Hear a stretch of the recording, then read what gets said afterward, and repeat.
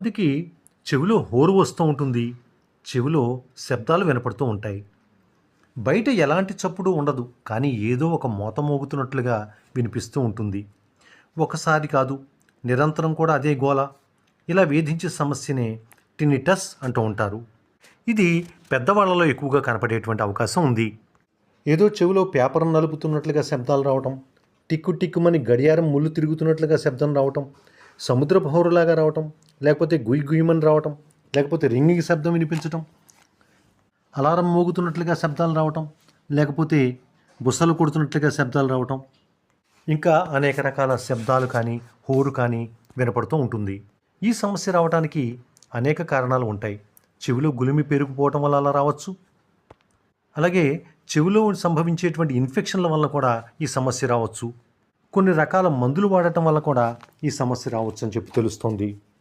అలాగే పెద్ద పెద్ద శబ్దాలు ఎక్కువసేపు వినేటువంటి వాళ్ళలో, డీజే శబ్దాలు కానీ లేకపోతే ఫ్యాక్టరీలో వచ్చేటువంటి శబ్దాలు కానీ ఎక్కువగా వినేటువంటి వాళ్ళలో కూడా ఈ సమస్య రావచ్చు అని చెప్పి తెలుస్తోంది.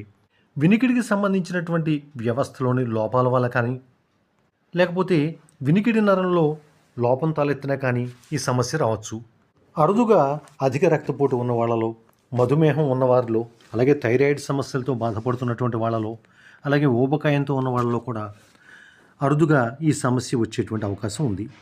ఈ సమస్యతో బాధపడుతున్నటువంటి వాళ్ళు ఏకాగ్రత లోపించటం, నిద్ర పట్టకపోవటం, చిరాకు, ఆందోళన, నిరాశ, కుంగుబాటు వంటి ఇబ్బందులు కూడా గురయ్యేటువంటి అవకాశం ఉంది. మానసికంగా, శారీరకంగా ఇబ్బంది పెడుతున్నటువంటి ఇటువంటి సమస్య కనుక ఎదురైనట్లయితే ఏమాత్రం అశ్రద్ధ చేయకుండా వైద్యుల్ని కలవాలి.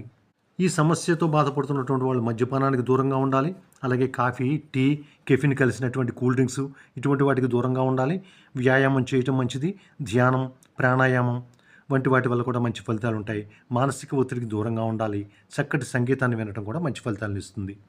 ఏది ఏమైనా ఈ సమస్యతో బాధపడుతున్నటువంటి వాళ్ళు ఏమాత్రం అశ్రద్ధ చేయకుండా వైద్యుల్ని కలవాలి.